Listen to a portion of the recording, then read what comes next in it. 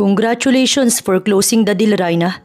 Itinaas ni Don Diego ang baso ng alak bago ngumiti. I'm so proud of the woman you have become. Dagdag pa nito habang inililibot ang tingin sa restaurant ng pamilya. This restaurant came from nothing to 5-star. Thank you, Daddy. Masayang ani Raina. Nakaupo siya sa tabi ng kanyang ama habang katapat naman nila ang matalik na kaibigan ng pamilya na siya ring kanyang ninong na masaya rin sa achievement na natamo niya. Aba syempre, kanino pa ba magmamana ang inaanak ko? Sa ninong na gwapo, hindi ba? Biro ng ninong niyang si Don Ramon. Malakas ang naging tawanan nila. Ramdam pa rin ni Raina ang tuwa sa puso. Dala ng tagumpay na nakamit niya ng araw na iyon. Kanina lamang, binati siya ng kanyang daddy matapos niyang maayos na maisara ang isang malaking deal para sa kumpanya.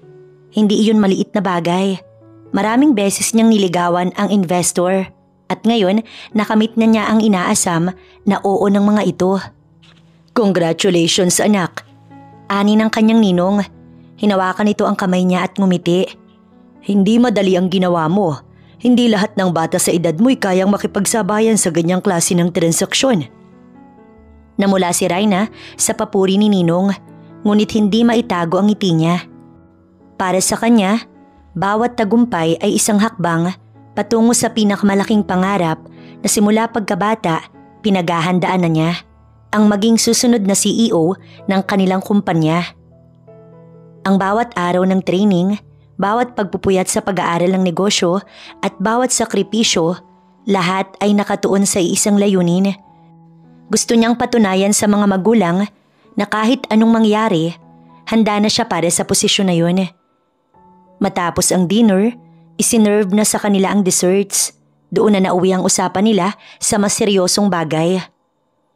Ngayon na malapit nang magretiro ang ilan sa board members, panimula ng kanyang daddy. Kailangan na nating magdesisyon kung sino ang susunod na ititrain bilang CEO ng kumpanya. Tumigil sa pagkain si Raina. Alam niya kung saan papunta ang usapan. Lalong bumilis ang tibok ng puso niya. Umaasang sa wakas, maririnig na niya ang matagal niyang inaasam. Heto na, ready na ako. Ani ng kanyang isipan. Ngunit hindi iyon nangyari. Narinig niya ang pag-ubo ng ninong niya at ibinaba nito ang kubyertos bago uminom ng tubig at nagsalita. Kung ako ang tatanungin, anito at tumingin ng diretso kay Raina. Mas gusto ko na ang anak ko ang maging susunod na CEO. Parang biglang lumamig ang paligid. Tila may kung anong nabasag sa mismong harap ni Raina. Napatigil siya. Hawak pa ang baso ng tubig na hindi niya naituloy inumin. What do you mean, Ninong? Naguguluhan niyang tanong. I want my son Rafael as the new CEO. Paglilinaw nito. But Ninong, I've been training for this position for years. Hindi mo pwedeng ibigay ito sa… Lower your voice, Raina Alexia. Nasa public place ka. Sita ng kanyang daddy. Isa pa. Napag-usapan na namin ni Ninong Ramon mo ang lahat. We will talk to Rafael about this. Tuluyan niya nang naibaba ang basong hawak. Nanlalaki ang mga mata niya habang nagpapalipat-lipat ng tingin sa daddy at sa kanyang ninong. Hindi siya makapaniwala sa narinig. Mula pagkabata, malinaw na sa kanya na siya na ang inihahanda para sa posisyon. Lahat ng training, lahat ng oportunidad ibinigay sa kanya. Kaya't paano ngayon biglang may ibang pangalan na ibinibida ang mga ito? Daddy? Mahina niyang usal, bakas ang pagtataka at sakit sa boses.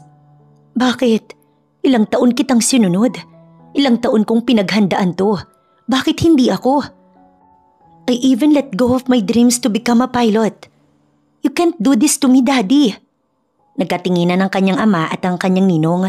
Kapwa seryoso ang mga muka. Saglit na katahimikan ng bumalot sa mesa bago nagsalita muli ang kanyang daddy. Anak, hindi ko sinasabing hindi ka karapat-dapat. Pero may mga bagay na hindi mo pa alam. May mga desisyon na alam kong hindi mo kakayaning harapin pa. Baby, you should understand that.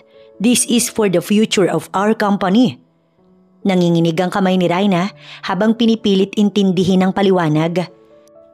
Ramdam niya ang unti-unting pagguho ng pangarap na buong buhay niyang iningatan. Sa isang iglap, Parang nawala ang lahat ng pinaghirapan niya. No, you can't do this to me, Dad. 11 years. Since I was 10 years old, I've been working for this position, Dad. Marahas na ibinaba ng daddy niya ang kubyertos nito at tinitigan siya ng masama.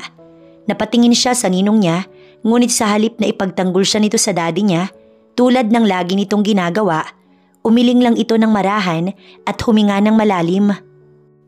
Raina, mahinahong sabi ng kanyang daddy. Simulat sa pool, 2 kaming nagtatag sa kumpanya ng ninong mo. Kaya may pantay siyang karapatan na pumili kung sino ang uupo bilang susunod na CEO. Parang binuhusan ng malamig na tubig si Raina. Sa isang iglap, nabaliwala lahat ng kanyang pinaghirapan. Mapupunta sa wala ang lahat ng walang tulog na gabing yun dahil lang sa hindi lang ang kanyang ama ang may-ari ng kanilang kumpanya. And now, they want her to set aside for this guy Rafael, whom she hadn't seen since she was 10? Nasaan na nga ba ang lalaki? But Rafael left you, Ninong. He chose your ex-wife over you. Pagdadahilan niya, desperado ang tono. Raina! Malakas ang boses na sita ng daddy niya pero hindi siya tumigil. Rafael doesn't know anything how to the company. He never trained for this. Humigpit ang hawak niya sa kubyertos. Nanginginig ang mga kalamnan niya sa inis. Samantalang ako, inilagay pa ako ni Mami sa matinding pagsasanay para lang magkasya ako sa trabaho. Bahagyang umisi ang ninong niya bago sumandal.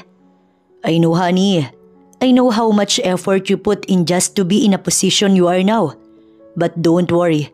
We will put you guys in intense training and the one who survives will be the CEO. It's not like we will blindly give the position to Rafael. Of course, we care for you. Nakagat niya ang ibabang labi habang nakatingin sa steak na hindi man lang niya nagalaw. Care ha? Ganito ba sila mag-care? Nasa isip niya.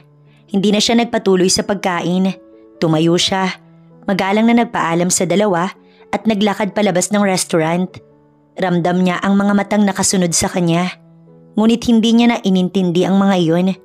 Ang bigat sa dibdib niya ay hindi niya kayang tiisin para manatili pa sa mesang yun. Pagbalik niya sa kanyang kondo, ibinagsak niya ang sarili sa kama. Doon sa wakas, pinakawalan niya ang pigil na emosyon, ang sama ng loob, ang galit at ang sakit. Tuloy-tuloy ang luha niya sa pagbagsak. 15 years. 15 fucking years. I spent my whole life training for that position and now, they're telling me that I should wait for Rafael and fight him for it? What the? Nanginginig niyang sinubsob ang muka sa unan at doon umiyak. Lahat ng alaala mula pagkabata sumulpot sa kanyang isipan. Ang mga araw na dinala siya ng daddy niya sa opisina. Mga gabing pinipilit niyang intindihin ang mga business report. At mga oras na tiniis niyang wag makipaglaro sa mga kaibigan upang mas lalo siyang maging handa sa posisyon. Lahat ng yun, ngayon ay tila wala ng saysay para sa mga ito. Those sleepless nights she spent with them are nothing for those two just because they think Rafael is better. Kung dati pa'y gusto na ng dalawa si Rafael ang pumalit sa posisyon ng daddy niya, bakit hindi si Rafael ang sinalang sa training ng mga ito? Rafael Marcos. Mahinang bulong niya sa sarili. Noon lamang niya napagtanto na hindi pa niya kilala kung sino ang sinasabing magiging karibal niya sa pangarap na posisyon. Sa isip niya, kung tunay niyang makikilala ang anak ng ninong niya, baka mas maintindihan niya kung ano ang laban niyang kakaharapin. Mabilis siyang bumangon at kinuha ang kanyang cellphone at dahan-dahang tinatype ang pangalan ng lalaki. Sandaling katahimikan ng lumipas bago lumabas ang resulta sa Instagram. May iilan na lumabas sa search niya pero kapansin-pansin ang profile na parehong pinafollow ng daddy at ninong niya. Mabilis niyang ikinilik ang profile nito. Napatitig siya sa profile picture ng isang lalaking may kayumangging balat. Nakangiti habang hawak ang isang surfboard. Ang alon sa likuran nito, tila lumalamon sa araw. Rafael Marcos? Hindi niya sigurado kung ito ba ang anak ng kanyang ninong.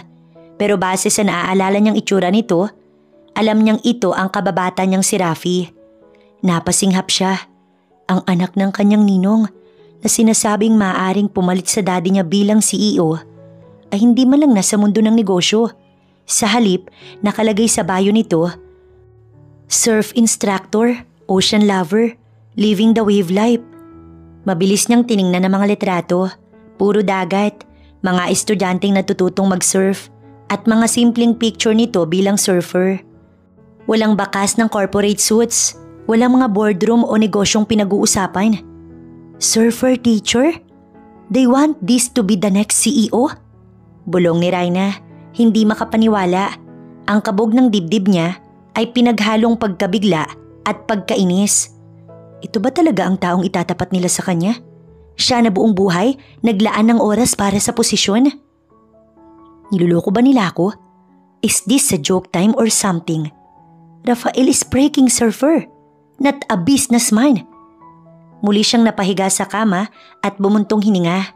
Kung inaasahan ng daddy at ninong niya na madali siyang susuko, nagkakamali ang mga ito. Hindi siya makakapayag na mawala sa kanyang lahat ng kanyang pinaghirapan. After all, there's a saying, bring your friend close but bring your enemy closer. Kailangan niyang malaman lahat ng detalye tungkol sa lalaki. Are you freaking sure about this, Raina? Tanong ng best friend niyang si Aliana. Talaga bang pupunta ka ng Siargao? Hindi makapaniwala nitong tanong. Yes, actually, I already booked a ticket. You're crazy. Hindi makapaniwala nitong Ani. Tinitigan siya nito mula ulo hanggang paa. Anong nakain mo? Hindi siya sumagot.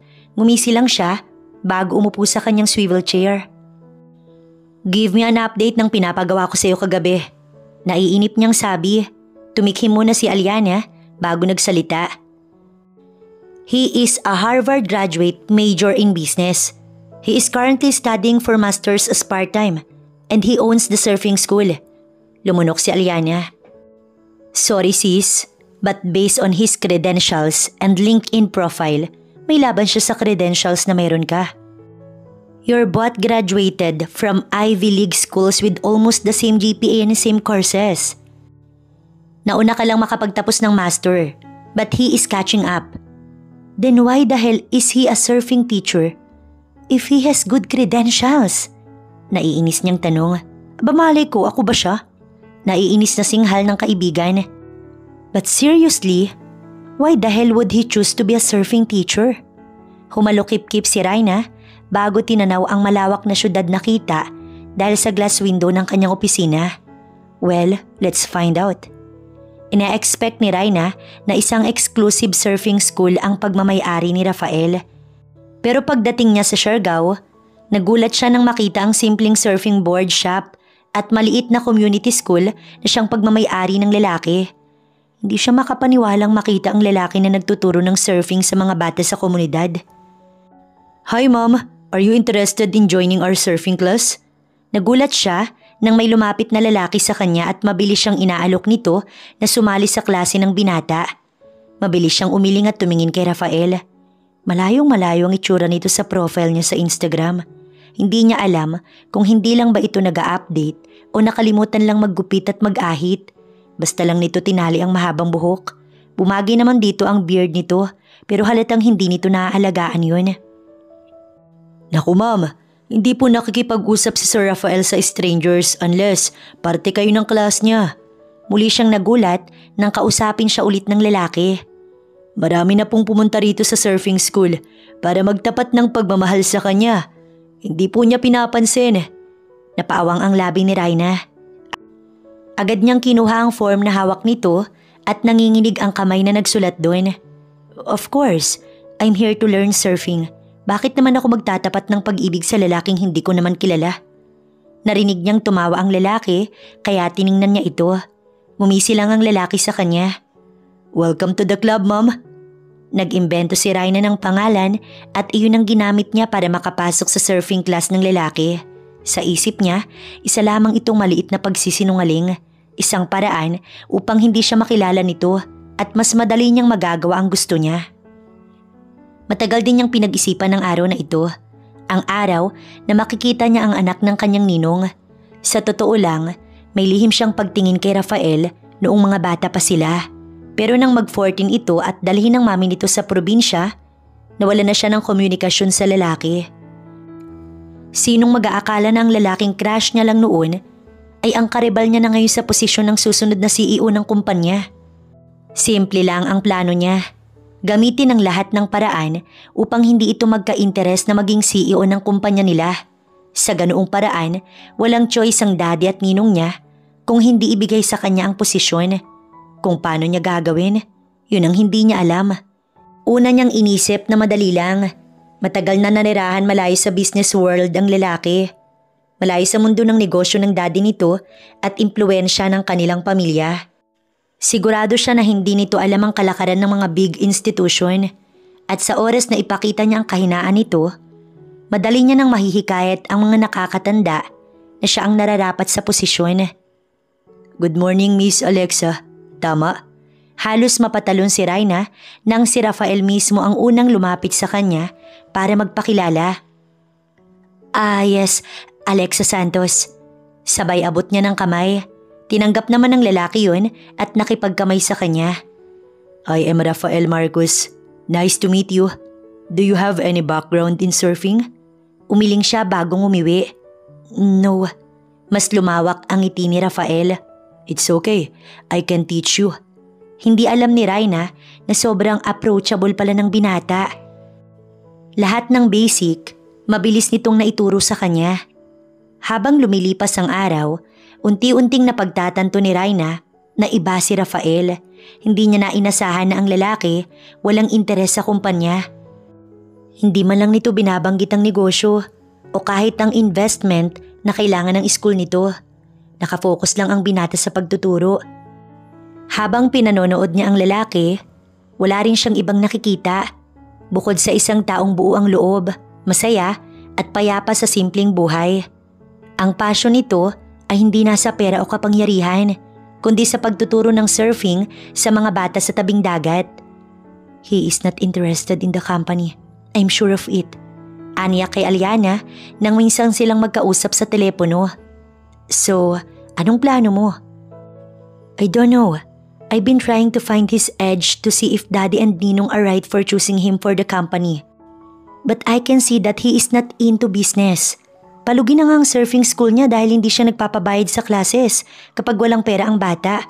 He is not good at running a freaking business. Pinagpatuloy niya ang lesson niya sa lalaki. Araw-araw, dinadala siya ni Rafael sa dalampasigan.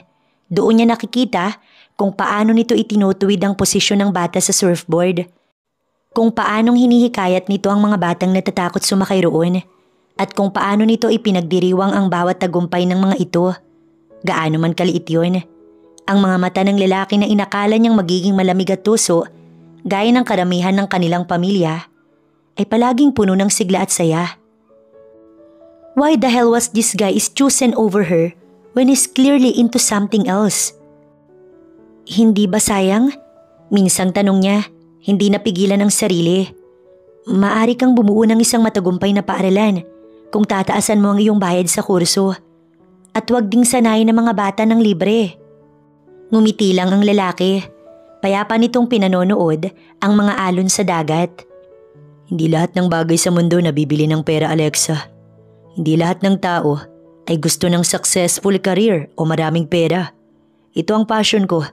Dito ako masaya. At as long as masaya ako sa bagay na to, hindi ko iiwan ng surfing o ipagkakait man ito sa mga taong gustong matuto. Hindi siya nakasagot. Buong buhay niya, ang ambisyon lang ang naging gabay niya. Lahat ng desisyon, lahat ng galaw, lahat ng sakripisyo, lahat yun para sa kumpanya. Lagi niyang iniisip kung makakabuti ba ito sa reputasyon niya. Ngunit ngayon, sa harap niya ay may isang taong kusang tumalikod sa kapangyarihan na matagal niyang pinaghahandaan. Dito nagsimula ang kanyang pagkalito. Kung wala naman palang interes ang lalaki sa kumpanya, bakit siya matatakot? Bakit niya kailangang magkunwari ng pangalan at magplano ng panlilinlang? Lumipas ang araw at mas lalong naging malapit si Rhina sa lalaki. Masaya siya sa stay niya sa isla at maging sa klase niya sa lalaki. Kaya naman, naisip niyang tapusin ang training sa surfing class na sinimula nila. Pagkatapos nun, babalik na siya sa Manila. Alam niyang kahit anong mangyari, hindi gugustuhin kunin ni Rafael ang posisyon na hindi naman para rito. Simula pa noong una't isang bagay na hindi nito ma-enjoy. Ilang beses na rin niya itong narinig na nakikipag-away sa telepono. I'm not going back to Manila. I'm happy here. Why does Dad keeping asking me to go back to him? Mom left me at this resort. I'm not going anywhere. Halos araw-araw niyang nakikita ang lalaki. Araw-araw, ang atensyon nito ay nasa mga estudyante at sa dagat lamang. Walang kahit anong nababanggit tungkol sa ibang bagay. Para bang wala itong ibang mundo, kundi ang alon at kasiyahan ng mga batang natututo. Doon na pagtanto ni Raina na totoo ang sinabi nito't wala talaga itong pakailam sa kapangyarihan at pera. Masaya na itong nagagawa ang passion nito, ang surfing. Hindi rin niya maiwasang mamangha sa kabaitan ni Rafael. Sa tuwing siya'y nahihirapan sa balanse o sa kung ano, naroon ito para gabayan siya. Sa bawat pagkabigo niya, hindi ito nanghuhusga. Sa halip, binibigyan siya ng payo nito at lakas ng loob. It's okay, you can hold me. Iginiya nito ang kamay niya papunta sa balikat nito.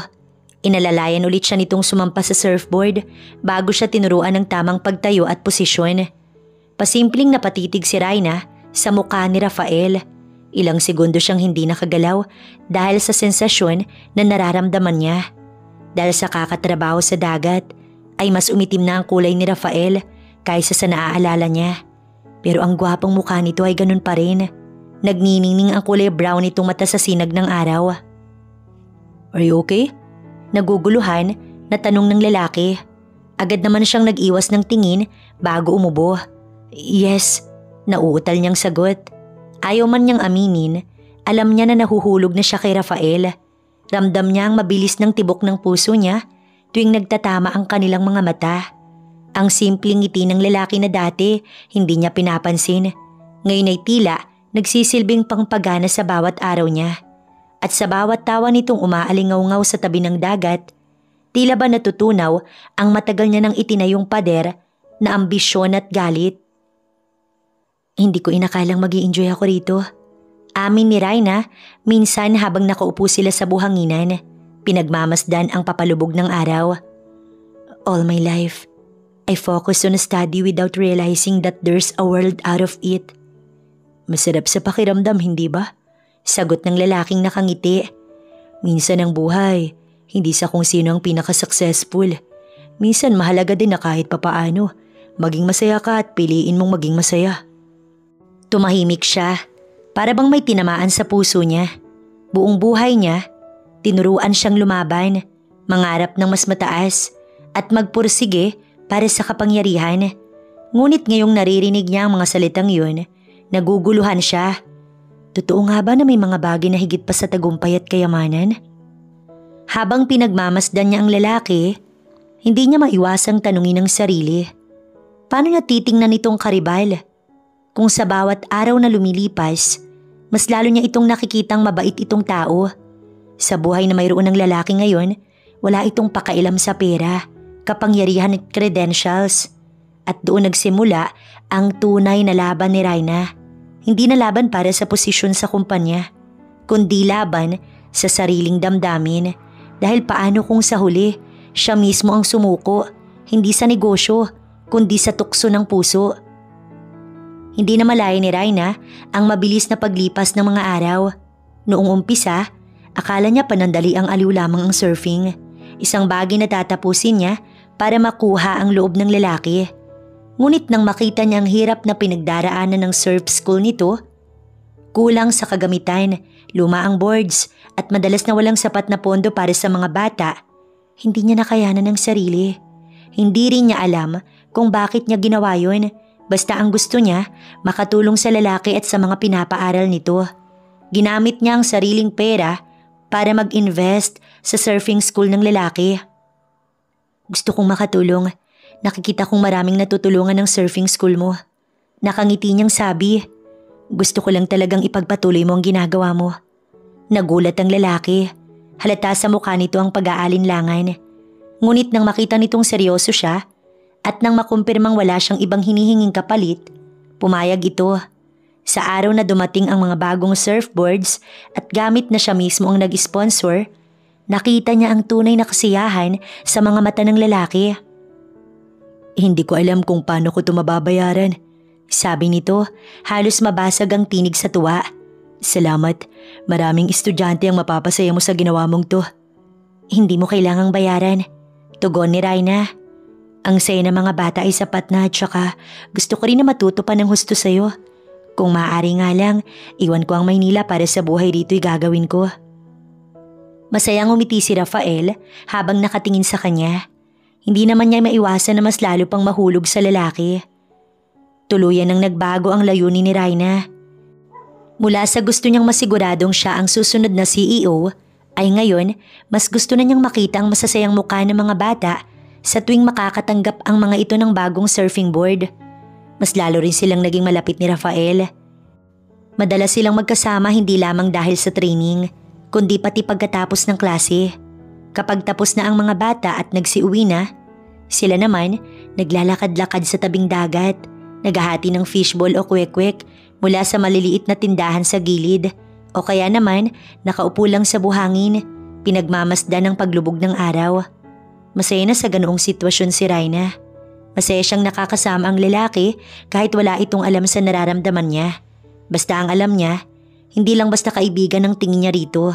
Hindi na rin ito kailangan pang malaman yon dahil alam niyang hindi siya nito magugustuhan. Isang hapon, matapos ang mahabang araw ng surfing, bigla siyang inalok ng lalaki. Raina, gusto mo bang uminom? Not as a student and teacher. I just wanna hang out. Napangiti siya. Kung dati, baka tinanggihan niya ito't ituturing na distraction. Ngayon ay hindi niya kaya. Kumpara sa ibang lalaking nakilala niya, sadyang may hatak ang presensya nito na hindi niya maipaliwanag. Kaya naman nangyayain siya nito, hindi siya tumanggi. Sure. Wait, do you drink ba? Yes, I do. Kinagabihan, nagkita sila hindi sa dalampasigan, kundi sa isang maliit na bar malapit sa bayan. Doon niya unang nakita ang lalaki sa ibang lugar. Wala ang surfboard, wala mga batang umaaligid, wala ang ingay ng alon. For the first time, hindi niya ito teacher, kundi isang kaibigan. Thank you for coming. Nakangiti nitong bati sa kanya bago siya inaniyahang pumasok sa loob. As usual, maraming tao ang bar at may ilan sa mga ito ang nakakakilala sa lalaki. Pinanood niya itong kamustahin ng mga bumabati rito at batiin din ng mga ito pabalik.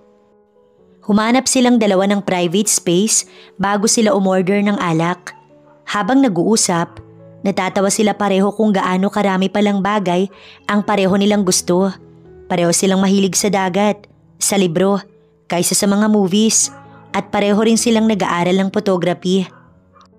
See this? I took this photo in Germany. Mabilis niyang ipinakita rito ang mga travel photos na siya mismo ang kumuha. Yeah, it's pretty. You should upload this. I have an Instagram account where I put photos of my surfing. You can create one for your travel photos. Bahagyang lumapit ito sa kanya para tulungan siya sa paggawa ng bagong account. Dahil sa paglapit nito, ay naamoy tuloy ni Raina ang pinaghalong pabango at alak sa lalaki. Kung normal na gabi lang ay ayaw niya ng amoy na yun, pero hindi niya alam kung bakit kapag si Rafael, tila ang bango-bango nito para sa kanya. Pareho nilang inabala ang sarili sa paggawa ng account sa Instagram. Habang gumagawa ng account, pareho silang umiinom at nagkukwentuhan. Nararamdaman din ni Raina ang paunti-unting pag-usog ni Rafael palapit sa kanya hanggang sa halos magkalapit na sila ng muka. Wala sa kanilang dalawa ang pinansin yun. Halos pareho nilang inignore ang sitwasyon na halos isang tingin na lang sa kanya ng lalaki, mahahalikan na siya nito. Hanggang ang simpleng usapan ay nauwi sa akbay. Pasimple na siyang inaakbay ng lalaki, habang kunwari itinuturo nito ang bagay na normally ay alam naman niya. Sa gabing yon, sa ilalim ng mga ilaw ng bar, napagtanto ni Raina na hindi na simpleng pagkakaibigan ang namamagitan sa kanila. Mas naging tense ang gabing yun para kay Raina at Rafael. Ang mga titig na kanina ay puno lamang ng kaswal na lambing, napalitan ng masidhing damdamin. Pauwi na sila sa isang mainit na halikan. Hanggang sa ang halik na yun, nauwi sa mainit na tagpo. Hindi rin alam ni Raina kung paanong nangyari. Kung paano o ano nga bang naging dahilan ng pangyayaring yun. Last lang ba o talagang may nararamdaman na rin siya sa lalaki? Nagising na lang siya kinabukasan at katabi na niya ang natutulog na lalaki. Naramdaman din niya ang pagsakit ng bahaging iyon ng katawan niya. Isinuko niya ang kanyang pagkaberhen sa lalaki. Isang bagay na noon pa man alam niyang darating, ngunit hindi niya inaasahan na kay Rafael niya ito ibibigay. Although magulo pa ang isip niya sa bagay na yun at kung gusto ba siya ng lalaki o hindi, wala siyang pinagsisisihan. Hindi siya natatakot sa kung ano man ang maaaring mangyari. Sa halip, ramdam niya ang kalayaan. Parang sa unang pagkakataon, pinili niya kung ano talaga ang gusto niya. Hindi dahil makakabuti ito sa kumpanya o ano. Nangingiting tiningnan niya ang natutulog na si Rafael sa tabi niya. Gusto pa sana niyang manatili sa tabi ng binata at matulog muli nang marinig niya ang pagtunog ng kanyang cellphone. Tiningnan niya yun at nakita ang pangalan ng ama sa caller ID. Mabilis siyang naghanap ng damit at sinuot yun bago lumabas ng kwarto. Mabilis niyang sinagot ang tawag. "Hello, Dad?" "Raina." Malamig ang tinig ng kanyang daddy. Bagay na naging dahilan kung bakit tila kinakabahan siya. "May nangyari ba sa kumpanya?" "May pinadala akong kontrata. Gusto kong ikaw mismo ang magpirma rito at ipapirma mo rin kay Rafael. Total ay nasa Siargao ka. Kailangan natin to para sa kumpanya." Po? Hindi makapaniwalang tanong niya. "Look at your email. We need that paper."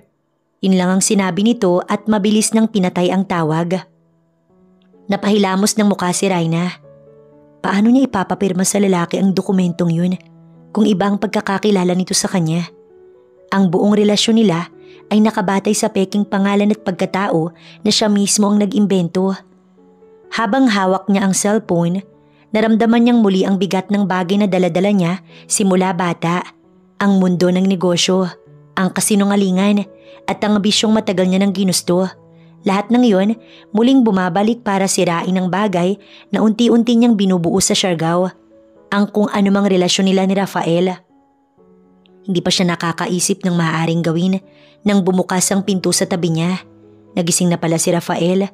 Nakangiti ito habang dahan-dahang lumapit sa kanya. "Good morning," sabi nito.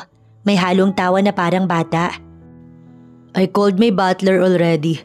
I told her that we need breakfast. How's your sleep?" Umiwas siya ng tingin. Hindi niya kayang salubungin ang mga mata ni Rafael. "I'm good," sagot niya rito. Sandaling katahimikan ng namayani sa kanila bago ito seryosong nagtanong. "Alexa, pwede ba kitang maging girlfriend?" Parang binagsakan siya ng langit at lupa. Ang tanong na yon na kung sa isang normal na pagkakataon ay magdudulot ng tuwa. Sa kanya ay nagdala lamang ito ng kakaibang kaba. Gusto niya. Sa totoo lang buong puso niyang gusto. Ngunit paano kung malaman ng lalaki ang totoo? Na ang babaeng mahal niya, hindi ang taong kilala niya. Na ang bawat sandali ng kanilang pagsasama, nakabalot sa isang kasinungalingan. Napatingin siya sa malawak na dagat. Noong mga nakaraan ay tila isang paraiso ang isla sa kanya. Pero ngayon, tila isa na lamang iyong panaginip na maaaring mawasak at magtapos anumang oras. Huminga ng malalim si Rafael at ngumiti. Pilit itinatago ang pagkapahiya nito. "Medyo mabilis ba ako? Sorry."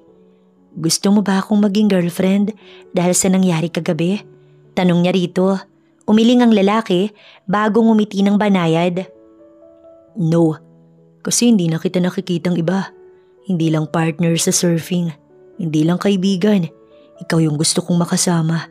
Ikaw yung gusto kong piliin sa araw-araw." Hinawakan nito ang kamay niya. "Sa totoo lang, matagal na kitang gusto, Alexa." Parang may kumurot sa puso ni Raina. Hindi niya alam kung paano sasagutin. Ang puso ay sumisigaw ng oo, ngunit ang isip alam na mali ang patuloy na lolokohin ng lalaki. Dahil sa oras na pumayag siya, mas lalo lang siyang lulubog sa kasinungalingan.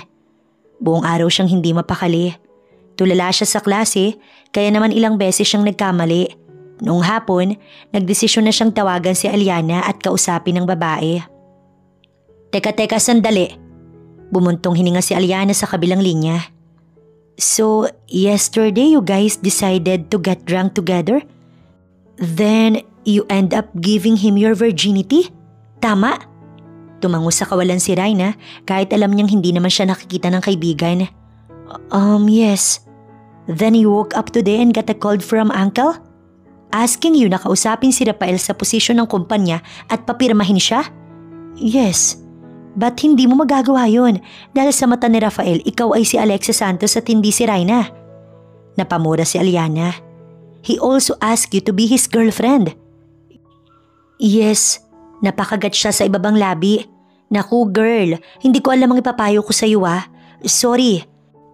Bago ka kasi sana bumuka ka, umamin ka na muna na ikaw si Rhina Alexia Marieta.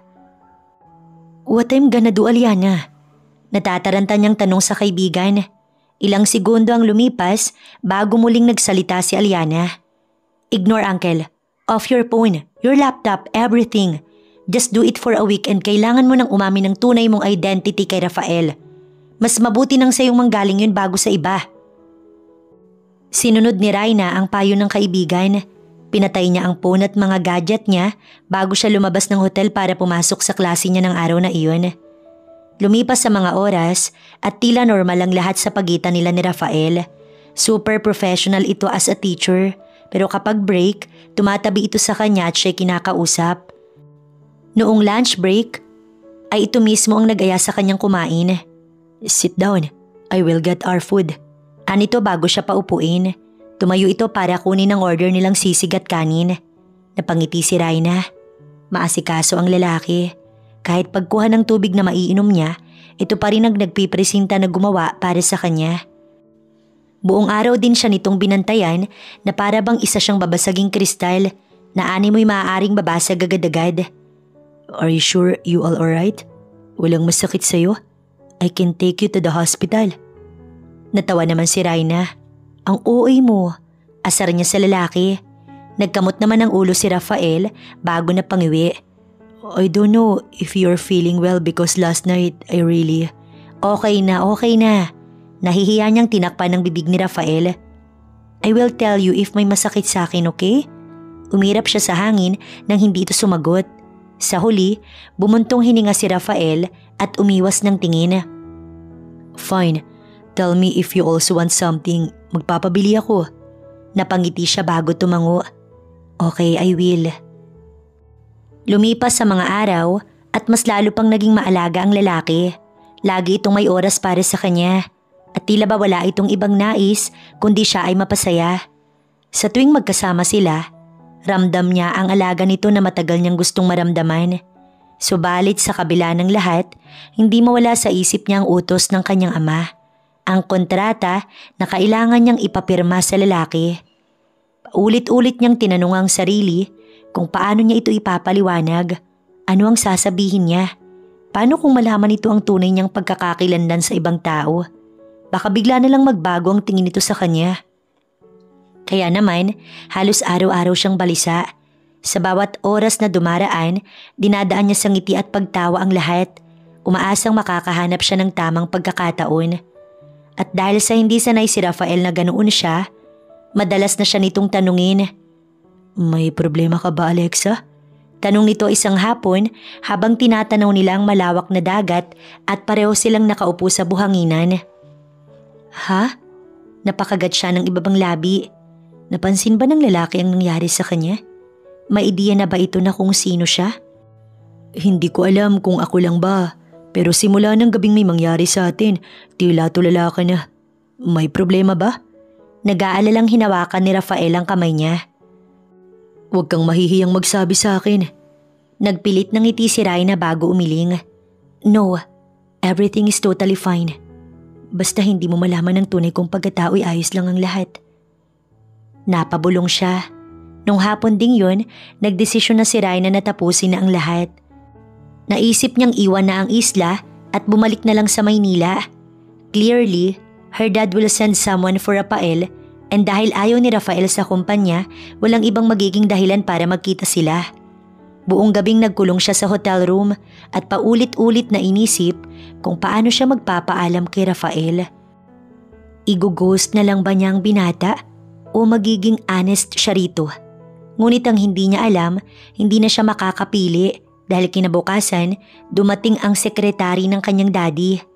Habang naglalakad siya palabas ng hotel lobby, hindi niya inaasahang makakasalubong niya ang babae. Halata ang pagkabigla nito. Ngunit agad itong umiti at nagpaabot ng paggalang. Ma'am, maingat nitong bati. Tila nawala lahat ng dugo sa mukha ni Raina. Parang huminto ang mundo niya. Agad siyang nagpalinga-linga bago harapin ang sekretarya. Anong ginagawa mo rito? Mabilis niyang tanong, pilit na pinapakalma ang boses. Lumapit ang sekretarya at mahinang nagsalita, ngunit sapat para marinig niya. Pinapunta po ko ng daddy niyo. Gusto niya pong matapos agad ang pinapagawa. Hindi na raw pwedeng ipagpaliban. Hindi rin daw kasi kayo nagre-reply sa mga text at email niya kaya bumiyahe na ako. Good morning. Pasensya na kung sinundo kita. Parang may nagtambol sa dibdib ni Raina. Naistatwa siya habang pinagmamasdan si Rafael na papalapit. Napatingin siya sa sekretary na siyang masayang nakangiti kay Rafael. Good morning, Sir Marcus. Bati pa nito. Parang may sumabog na bomba sa harap niya. Nanlalaki ang mga mata at nanginginig ang mga kamay na agad siyang napatingin sa lalaki. Nakakunot ang noo nito habang nakatingin sa sekretary. Who are you? Naguguluhan itong tanong bago tumingin sa kanya. Agad naman siyang lumapit sa lalaki. May tinatanong lang, halika na. Pinipilit niyang hilahin ito pero nanatili itong nakatingin sa kanyang sekretarya. Do I know you? Naguguluhan itong tanong. Muling bumati ang sekretary ng daddy niya bago nagpakilala. Ako po ang sekretary ng daddy ni Miss Raina. Nandito po ako para may papirmahan sa'yo. Raina? Sinong Raina? Napatingin si Rafael sa kanya. Ano raw ang ibig niyong sabihin? Malamig na tanong ng lalaki, nakatitig sa kanya. Kinabahan siya. Pinilit niyang umiti, ngunit nanginginig ang kanyang labi. Wala yon. Mabilis niyang sagot. Pilit na iniiwas ang tingin. Wala. Mariing ulit ng lalaki na halos bulong lang. Narinig ko ang sekretarya mo. Ano tong pinagagawa ng ama mo na may kinalaman sa akin? Napakagat siya ng ibabang labi. Hindi niya alam na narinig pala ng lalaki ang sinabi ng sekretary ng daddy niya. Hindi siya makapagsalita. Ang lahat ng iniiwasan niyang sabihin, biglang lumutang sa harap nila. Ramdam niya ang lamig na unti-unting namamagitan sa kanilang dalawa na para bang sa isang iglap ay gumuho ang lahat ng tiwalang na ipundar nila. Sabihin mo sa akin, dagdag ng lalaki. Ang boses nito puno ng pag-aalala. Huwag mong hayaan na iba pa ang magsabi sa akin ng totoo. Gusto kong marinig mula sa'yo. Sino si Raina? At bakit ako hinahanap ng daddy mo? Kilala ba niya ako? Nanginig ang kamay niya. Gusto niyang umamin. Ngunit natatakot siyang baka iyon ang maging katapusan nila. Alexa? At sa mga matang nakatitig sa kanya, naghihintay ng sagot. Alam niyang wala na siyang ligtas na takas. Napapikit siya at napamura sa isip. Humarap ang lalaki sa sekretary ng kanyang daddy. Sino ka ba talaga? At anong connection mo kay Alexa? Hindi na siya nakapagsalita nang mauna nang magsalita ang kanyang sekretarya. Sa halip na pigilan ito, napakagat na lamang siya sa ibabang labi habang pinipigilan ng luha, habang sunod-sunod na binabanggit nito ang mga salitang kanina pa niyang iniiwasang lumabas sa bibig ng kahit sino. Sir, maingat na sabi ng sekretarya ng daddy niya. Ngunit diretso at walang alinlangan. Ako po ang sekretary ng daddy ni Miss Raina, Alexia. Miss Sanchez na lang po. Kumunot ang noo ni Rafael. Raina, Alexia, ano naman ang ginagawa mo rito? Narito po kami para sa papeles na kailangan namin para sa kumpanya. Ilang beses po kayong tinawagan ng daddy niyo, hindi ba? At alam din po ng lahat na ayaw niyo sa posisyon. Ang kailangan na lang po ay ang pirma ninyo sa kontrata. Yun ang dahilan kung bakit kami naririto. Parang nabingi siya sa bawat salitang lumalabas sa bibig ng babae. Tila bumagal ang lahat sa paligid niya habang tinitingnan niya ang lalaki. Nakita niya kung paano unti-unting nagbago ang ekspresyon nito. Mula sa pagtataka, naging malamig, tapos naging isang galit na hindi niya pa kailanman nakita. CEO? Ulit ng lalaki, halos hindi makapaniwala. Kontrata? Napatingin ang lalaki sa kanya. Kaya ka pala nandito. Kaya ka pala. Yun ba ang dahilan kung bakit nasa Siargao ka? Ang titig nito, puno ng hinanakit, mabigat at nanunuot sa kanyang tenga. Hindi ka noon. Mabilis niyang tanggi, nanginginig ang boses. Wala akong ibang intensyon. Hindi kita nilapitan para lang. Para lang ano, Raina? Putol ng lalaki sa kanya. Ang mga mata nito ay malamig at tila walang buhay habang nakatingin sa kanya. Kaya ka ba nag-invest para mapanatili ako rito sa Siargao? Para makuha mo ng buo ang kumpanya? Akala ko may halaga sa'yo lahat ng pinagsamahan natin. Pero ngayon naiintindihan ko na. Ginamit mo lang ako. Lahat ng oras, lahat ng pag-aalaga ko. Wala palang halaga. Isa lang akong paraan para makuha mo ang kailangan mo. Parang pinipilipit ang puso niya sa narinig. Umiling siya at halos maiyak siya na pilit na lumapit dito. Hindi totoo yan. Totoo ang nararamdaman ko sa'yo, oo. May pinapagawa sa akin ng daddy ko. Pero hindi yun ang dahilan kung bakit kita minahal. Hindi mo ba ako kayang paniwalaan? Ngunit hindi na siya pinakinggan ng lalaki. Umatras ito. Nag-iwas ng tingin na para bang kahit ang presensya niya ay isang kasinungalingan. Huwag mo na ako lokohin. Kaya ka nagpakita ng interes sa surfing school. Kaya ka nagpumilit na mag-invest. Lahat pala may kapalit. Pera, pirma. At kung ano man ang gusto mo. But sorry, hindi ko ibibigay sa'yo. Itigil mo na ang kahibangan na to, Raina. Nanghina siya sa mga salitang yun. Ramdam niyang unti-unting nadudurog ang lahat ng pinangarap niyang maging masaya sa piling ng lalaki. Gusto niyang hawakan ang kamay nito. Ngunit mabilis itong umatras. Para bang ayaw na nitong madungisan ang kanyang paghawak. Rafael, please. Pakinggan mo muna ako bago ka magalit. Rafael, mahal kita. Naputo lang sinasabi niya nang marinig niya ang pagtawa ng lalaki. Malakas iyon at halatang sarcastic. Napakagat siya ng labi. Hindi niya alam kung paano magpapaliwanag sa lalaki. Kung talagang mahal mo ko, dagdag ng lalaki. Malamig na malamig ang tinig. Sana umamin ka na sa tunay mong pakay nung gabing may nangyari sa atin. Baka naniwala pa ako sa'yo.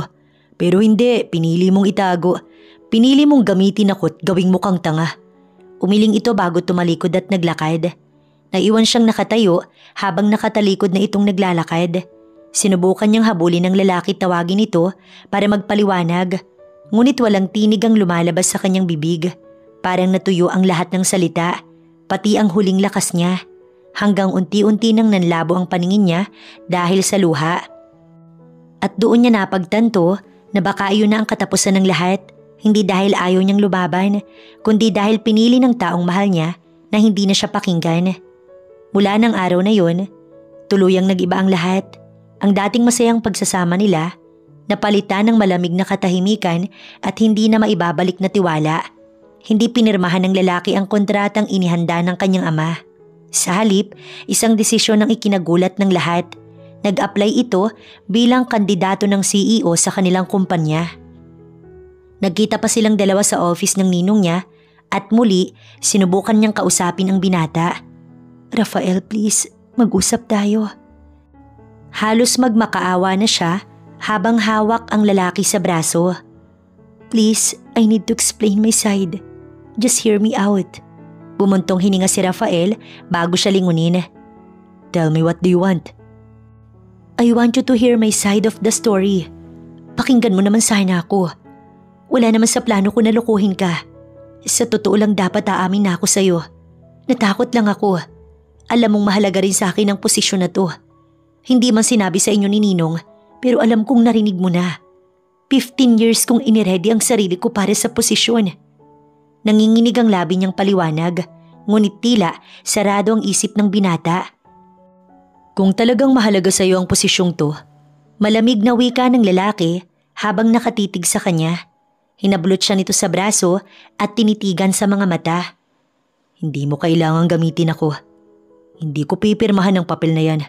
This time, lumaban ka ng patas. Kung gusto mo ang posisyon, maglaban tayo. Para siyang pinagsakluban ng langit at lupa. Alam niyang matalino ang lalaki, masipag at may kakayahan. Alam din niyang hindi nito ginusto ang posisyon at gusto lamang nitong kunin yon dahil nasaktan ito sa kanyang panluloko. Kaya naman nag-isip siya ng paraan at tanging ang pagsuko lang sa posisyon na pinag-aawayan nilang nakikita niyang way para maibsan ng sakit na nararamdaman ni Rafael. Bago pa magsimula ang laban, kinausap niya na ang ama at gusto niya nang withdraw ang candidacy niya bilang CEO. Balak niyang iwan na rin ang business world noon.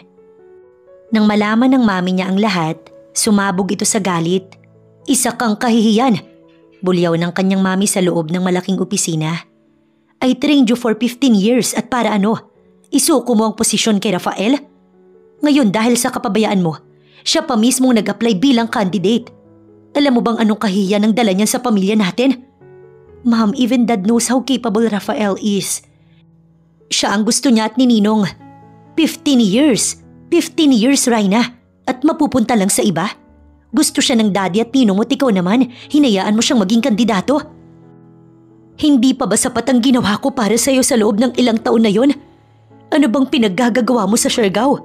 Hindi ba't dapat inaasikaso mong hindi niya maisip na kunin ang posisyon na dapat ay para sa'yo? Hindi siya nakapagsalita. Alam niyang wala na siyang maipapaliwanag. Ang lahat ng rason niya, hindi nito tatanggapin. Ma'am, hindi ko naman ginusto. Mahal ko siya, hindi ko kayang... Walang kinalaman ng pagmamahal dito. Putol ng galit na galit niyang ina. Kung hindi mo kayang panindigan ng tungkulin mo, wala ka ng lugar dito. Umalis ka. Hindi na kita anak mula sa araw na to.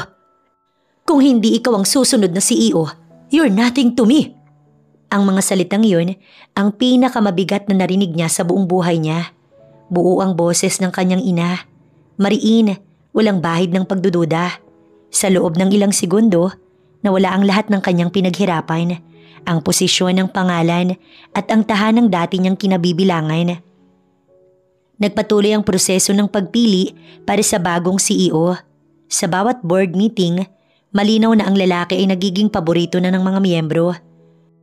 Malakas ang karisma nito, magaling magsalita at higit sa lahat, alam nito kung paano hawakan ng mga tao, bagay na hindi niya nakita rito noong sila ay nasa isla. Ilang beses pa niyang sinubukan na ayusin ang kanilang relasyon, ngunit hindi na siya pinapansin ng lalaki, hindi siya kinakausap. Sa tuwing magtatama ang kanilang mga mata sa loob ng silid, malamig at puno ng hinanakit ang tingin nito. Doon niya lalo pang naramdaman ang bigat ng lahat ng kasinungalingan at pagtatago niya dahil sa sobrang pagmamahal niya rito at sa kagustuhan niyang kahit papaano maibigay ang pangarap nitong makapaghiganti sa kanya. Isang desisyon ang pinili niyang gawin, isang desisyong magpapalaya sa sakit na nararamdaman ni Rafael. Isang hapon, nagdesisyon na siyang tuluyan ng mag-withdraw sa candidacy niya. Sa harap ng lahat ng board members ng kumpanya, nagsalita siya. Ako po ay kusang nagwi-withdraw sa candidacy ko para sa pagka-CEO. Mariin niyang sinabi kahit nanginginig ang boses. Naniniwala po kung may mas nararapat at yun ay hindi ako. Nagulat ang lahat. What the hell is happening, Raina? Naguguluhan ng tanong ng isa pa niyang ninong. Isa ito sa major investor ng kumpanya. Bakit bigla ka nalang magwi-withdraw? Halata ang disappointment sa boses nito. Napangiti siya ng malungkot. It wasn't for me to begin with. When Dad and Ninong Ramon are teaching me business, I thought I was really born to be in the CEO position. But as some of you might know, I take off and learn to surf in Siargao. I then realized that what I really want is not a huge office or anything related to business. I want other things. Nagpilit siya ng ngiti. Thank you so much to everyone who helped me up to this day. But I'm sorry, this is not the thing I really want. May ilan pang nagtangkang pumigil. Subalit alam niyang iyon ang tama. Hindi niya kayang makipaglaban pa. Hindi kayang magpanggap na kaya niyang maging kalaban ng taong mahal niya.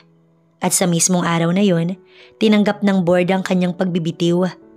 Hindi na nagtagal pa si Raina sa Pilipinas. Wala na siyang dahilan para manatili. Hindi na siya anak ng kanyang ina. Hindi na rin siya bahagi ng kumpanya. Ang tanging natira sa kanya ay mga alaala ng pagmamahalan nila ni Rafael na hindi natuloy. Lumipad siya patungong Amerika. Dala lamang ang ilang maleta at sugat ang puso. Doon siya nagsimula ng panibagong buhay. Malayo sa pangalan ng kumpanya. Malayo sa lahat ng iniwan niya. Sa umpisa mahirap. Wala siyang kakilala, walang kausap. At halos wala ring direksyon. Ngunit unti-unti, natutunan niyang bumangon. Nagtrabaho siya sa maliit na cafe bilang barista. Sa bawat araw na lumilipas, natutunan niyang umiti ulit. Natutunan niyang mabuhay ng simple. Malayo sa karangyaan na kinalakhan niya. Ngunit tuwing gabi bago matulog, Hindi niya maiwasang maalala ang lalaki, ang tawa nito, ang pag-aalaga at mga salitang hindi na muling nasabi sa kanya.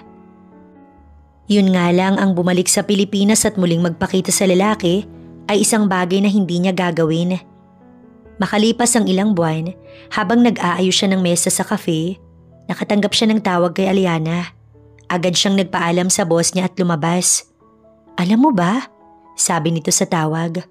"Siya na ang bagong CEO ng kumpanya ninyo. Halos lahat ng board members bumoto para sa kanya. Ang galing niya, mabilis niyang napaunlad ang negosyo. Siya ngayon ang pinupuri sa buong industriya."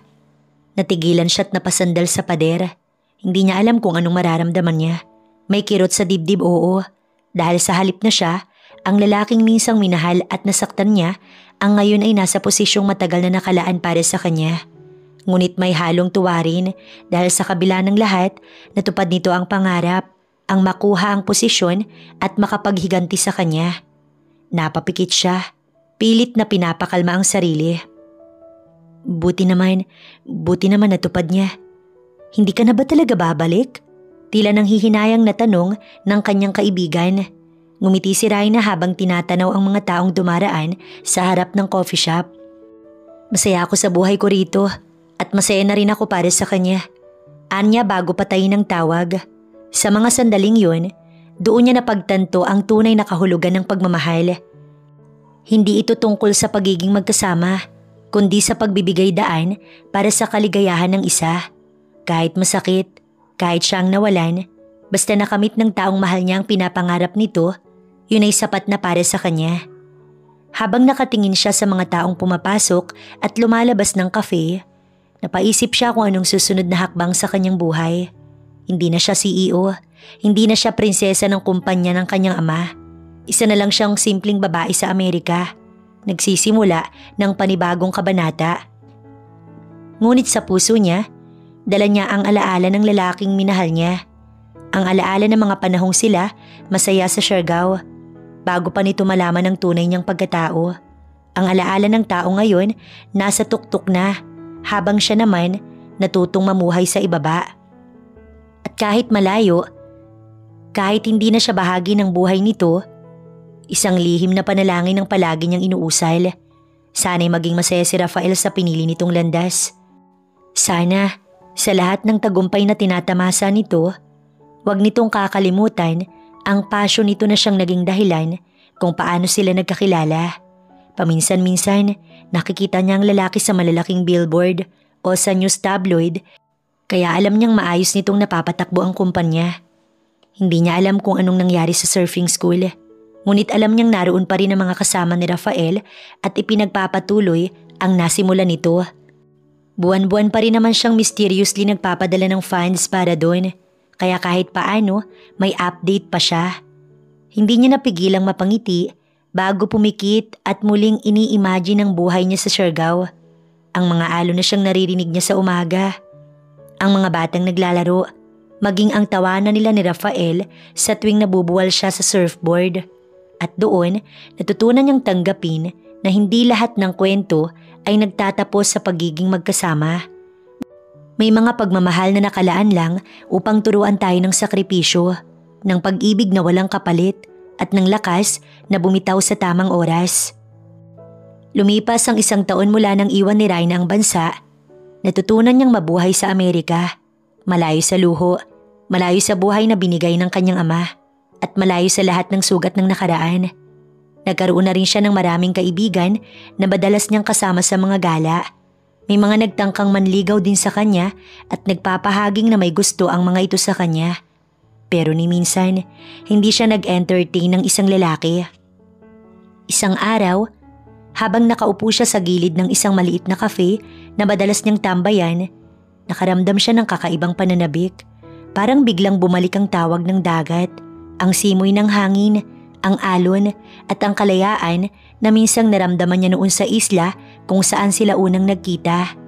Hindi na siya nakatiis. Nag-impake siya at nagpa siyang bumalik sa surfing. Bumalik siya sa alon na dati, naging saksi sa kanilang kwento. Pagdating niya sa beach, parang bumalik siya sa panahong nasa Siargao pa siya. Ang amoy ng tubig alat, Ang init ng araw at ang mga taong abala sa baybayin.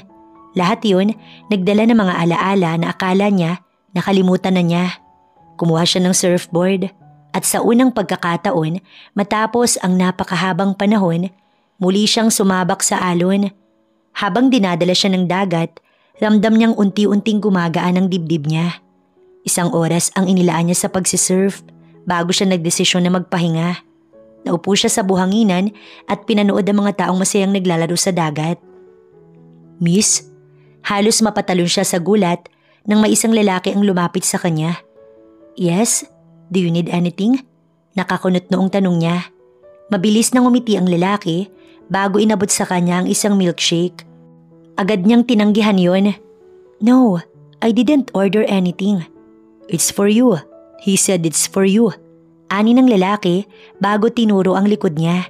Agad niyang sinundan ng tingin ang tinuturo nito at halos manlaki ang mata niya nang makita kung sino ang tinuturo ng lalaki. Rafael? Nakatayo ito sa tabi ng surf shop. Nakasuot ng simpleng board short at puting t-shirt. Para bang walang nagbago. Maliban sa mas umitim ang kulay at mas lumalim na ang aura nito. Hindi niya inaasahan na mapapatitig sa mukha ng lalaki. Biglang bumilis ang tibok ng kanyang puso.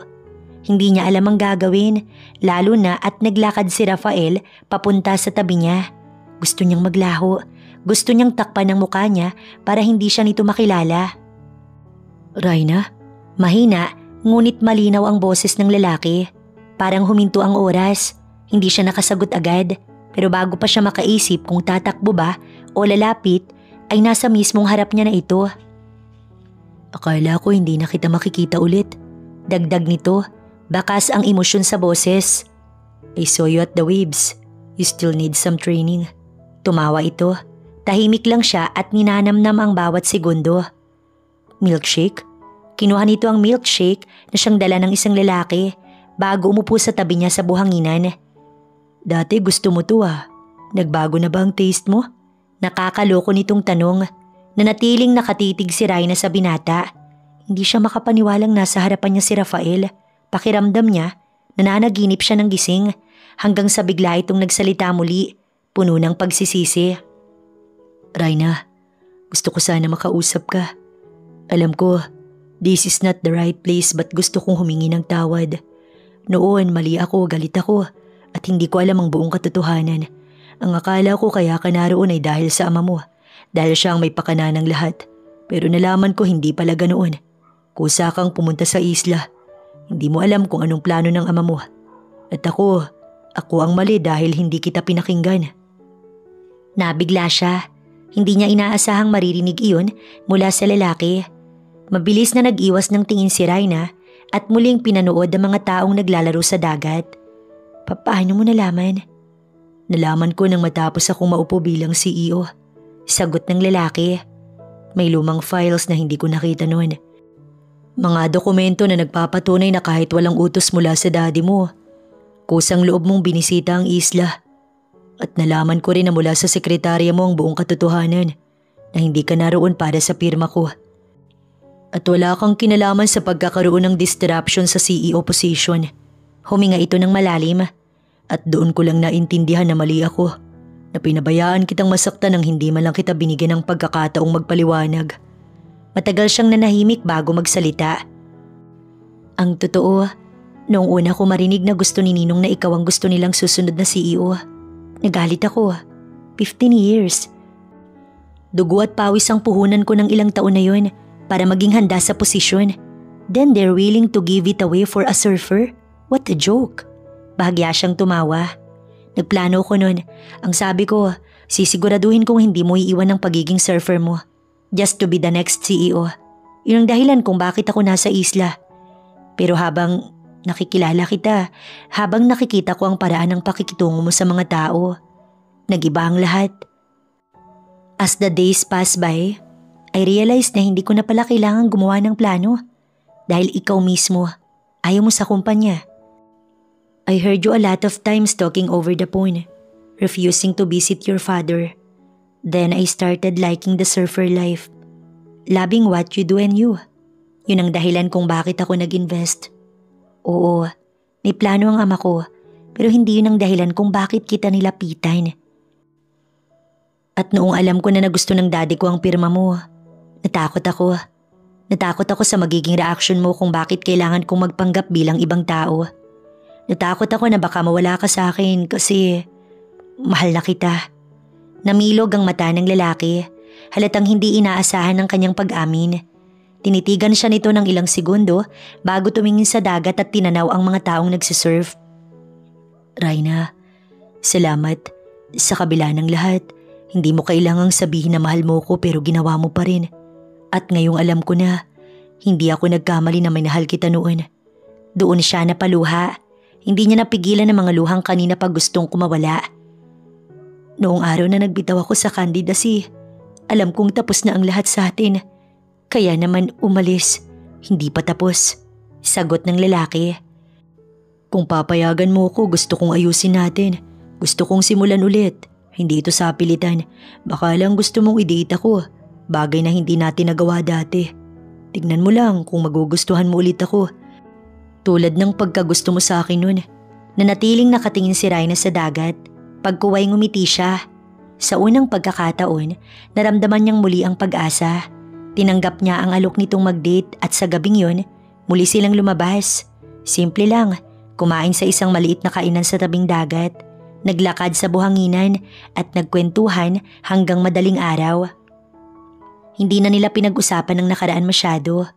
Oo, may mga sugat pa, pero hindi na iyon ang mahalaga. Ang mahalaga ay naroon sila ngayon, handang ayusin ang lahat at magsimula ulit. Sa bawat tawa, bawat simpleng tinginan, ramdam niyang bumabalik ang init na minsan nang nawala. At higit sa lahat, ramdam niyang this time, totoo na ang pagkakataon na binigay sa kanila ng tadhana. Isang gabi, habang magkatabi sila sa buhanginan, kinausap siya ng lalaki. Raina, sabi ng lalaki habang nakaupo sila sa dalampasigan. Kung papayagan mo, gusto kong bumuo tayo ng bagong kwento. Hindi na tulad ng dati, puno ng lihim at galit. Gusto kong simulan natin ulit. Ngayon walang hadlang, walang kontrata, walang utos ng kahit na sino, tayo lang. Napangiti siya habang tinitingnan ng isang lalaki na tinutulungan ng isang babaeng tumayo sa board nito. Naalala tuloy niya ang mga unang araw na tinuruan siya ni Rafael na mag-surf. Oo, simulan natin ulit. Simulan natin ang bagong istorya. Sa ilalim ng buwan at ng dagat na saksi sa lahat ng pinagdaanan nila, muling nagtagpo ang dalawang pusong minsang nagkahiwalay. Ngayon, hindi na sila nakatali sa tungkulin o galit. Ngayon ay sila na lang, handang buuin ang panibagong kwento ng pag-ibig na mas matatag, mas totoo at mas matapang.